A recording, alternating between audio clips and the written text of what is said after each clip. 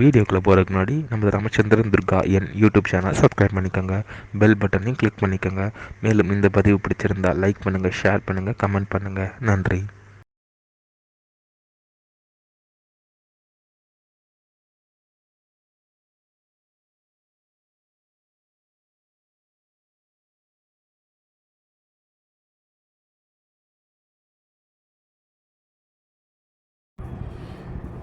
ஸ்ரீ குருப்யோ நமः. ஹரி ஓம். ஸ்ரீ மகாகணாதிபதியே நமः. அனைவருக்கும் முதற்கண் கோடான கோடி நமஸ்காரங்கள், வணக்கங்கள், வந்தனங்கள். அனைவருக்கும் அன்பு கலந்த இனிய ஆசீர்வாதங்கள். நமது ராமச்சந்திரன் துர்கா என் என்ற யூடியூப் சேனலிலே இன்றைய பதிவானது மகாலய பட்சத்தில் நிகழவிருக்கக்கூடிய மகாபரணி புண்ணியகாலம். இந்த மகாபரணி புண்ணியகாலங்கிறது அவ்வளவு என்ன விசேஷம் அந்த மகாலய பட்சத்தில், அதை பற்றித்தான் இப்பொழுது நாம் பார்க்க போகின்றோம். ஆகவே இந்த பிரபஞ்சத்தில் பூலோகம் முழுவதும் மனித பிறவிகளாக பிறந்த அடியேனுடைய அனைத்து அன்பு இதயங்கள் மெய்யன்பர்களும், தாயாரோ தகப்பனாரோ இல்லாதவர்கள் அவசியம் இந்த வீடியோ பிரிவினை ஆரம்பம் முதல் கடைசி வரை முழுவதுமாக பார்த்து மகாபரணி நன்னாளில் அதன் பிரகாரம் தாங்கள் கடைபிடித்து கொண்டு தங்களது பித்ருக்கள் முன்னோருடைய பரிபூர்ண கிருபா கடாட்சத்தையும் பரிபூர்ண ஆசியையும் பெற வேண்டுமாய் தாங்கள் அனைவரையும் அன்புடன் கேட்டுக்கொள்கின்றேன். ஸ்ரீராமஜெயம். மகாலய பட்சத்தில் மகாபரணி புண்ணியகாலம் பற்றிய முழு விளக்கம். இன்றைய வீடியோ பதிவானது பிராமண வர்ணக்காரர்களுக்கு மட்டுமல்ல, இந்த பிரபஞ்சம் பூலோகம் முழுவதுமே மனித பிறவிகளாக பிறந்த அனைத்து வர்ணக்காரர்களுக்குமான பதிவு. இதைத்தான் ஒரு வேத தர்ம சாஸ்திரத்தில் சொல்லப்பட்டுள்ளது. ஒவ்வொருத்தருக்கும் ஒவ்வொரு சாஸ்திரங்கிறது கிடையாது. மனித பிறவிகளாக பிறந்த எல்லாருக்கும் ஒன்னே தான்.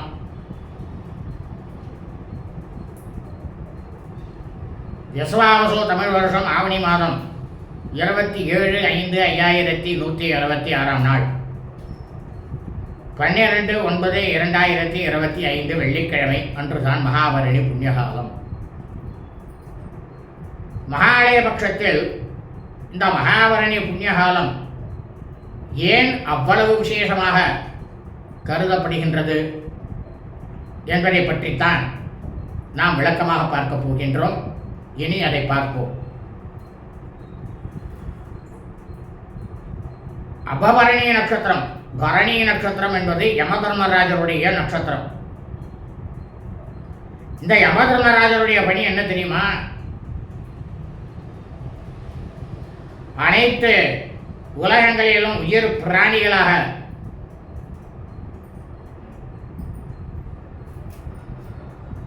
ஜனனம், அதாவது இறந்த ஜனனம் எடுத்த அனைவரும், எல்லாருக்குமே சரி, அது பூ, செடி, கொடி, மரம், விலங்கினங்கள், மனிதர்களும் உயிர் பிராணிகள் தான். உயிர் இருக்கிற வரைக்கும் அவன் பிராணி தான். அதை தான் தர்மசாஸ்திரமே சொல்றது.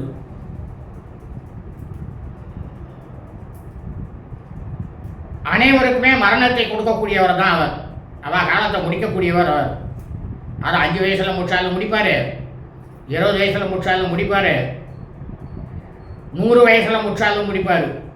அவருக்கு எப்படி அவனுடைய பாப்ப புண்ணிய கர்மாக்களுக்கு ஏற்றார் போல அவர்கள் மரணமானது நிச்சயம் நிகழும்.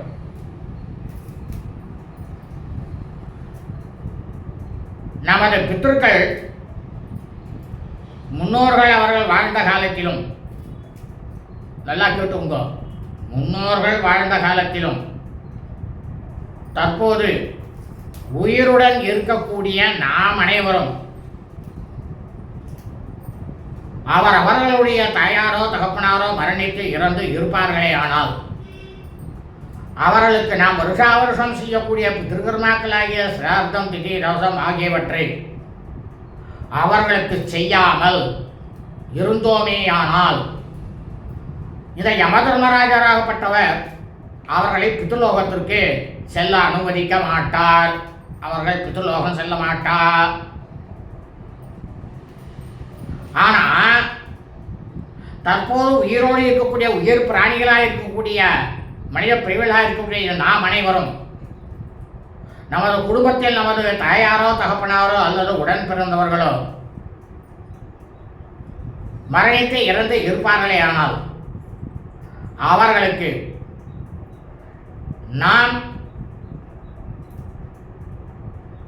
வருஷா வருஷம் இந்த மகாலய பட்சத்தில், அதாவது அவளுக்கு வருஷா வருஷம் இந்த பித்ருகர்மாக்களை செஞ்சுண்டு சிராத்தம் தித்தி தோசம் ஜலம் செஞ்சுண்டு, அதை விட இந்த மகாலய பட்சத்தில் மகாபரணிய புண்ணிய காலத்தில் அவர்களுக்கு நாம் தர்ப்பணம் எள்ளும் தண்ணியும் அவர்களுக்கு செய்தோமே ஆனால் அதனால்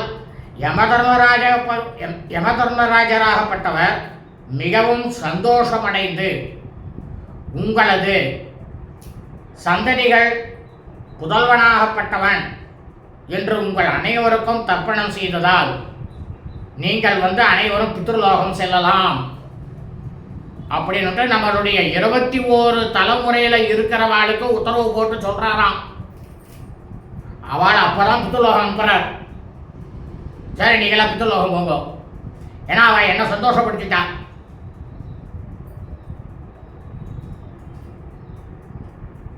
இதைவிட முக்கியமான விஷயம் என்ன தெரியுமா? இந்த மகாலய பட்சத்தில் மகாபரணிய புண்ணிய காலத்தில் இந்த மகாலய பட்சம் முழுக்கவுமே காருண்ய பித்ருக்கள் அப்படின்னு முன்னோர்கள் இருப்பா. இந்த காருண்ய பித்ருக்கள் முன்னோர்கள்னா யாரு? தாங்கள் அனைவரது குடும்பத்திலும் உங்களது தாயார் வழியில் இறந்தவர்கள், தகப்பனார் வழியில் இறந்தவர்கள், நமக்கு மிகவும் மானசீகமாக நமது ஹிருதயத்தில் குடிக்கொண்டு இருக்கக்கூடிய நமது நண்பர்கள், இவன் எல்லாருக்குமே இந்த மகாலய பட்சத்தில் மகாபரணி புண்ணிய காலத்தில் தர்ப்பணத்தை பண்ணினால் இவர்கள் அனைவருமே காருண்ய பித்ருக்கள் உட்பட அனைவருக்குமே பித்ருலோகமானது கடைசி யமதர்மராஜராகப்பட்டவர் அவன் எல்லாருமே பித்ருலோகம் சூழறான். இதுதான் வேத தர்மசாஸ்திரத்தில் சொல்லியிருக்கு. நான் சொல்ற தர்மசாஸ்திரம் இந்த யுகங்கள்லாம் ஆரம்பிக்கிறதுக்கு முன்னாடியே ரிஷிகளால் எழுதப்பட்டது. ஆனால் இப்போ இருக்கிற தர்மசாஸ்திரங்கிறது வேற. அது நான் தலையிட விரும்பலை. ஏன்னா பிராமண வர்ணக்காரர்களுக்கு ஒன்று, க்ஷத்திரிய வர்ணக்காரர்களுக்கு ஒன்று, வைசிய வர்ணக்காரர்களுக்கு ஒன்று, சூத்திர வர்ணக்காரர்களுக்கு ஒன்றுன்னுட்டு இந்த கலியுகத்தில் மனிதனாகப்பட்டவன் தான் தான் பெரியவன் அப்படின்னு பிரிச்சுட்டான். அது மகா தவறு. அவ தவறு பண்ணிட்டு போயிட்டான்.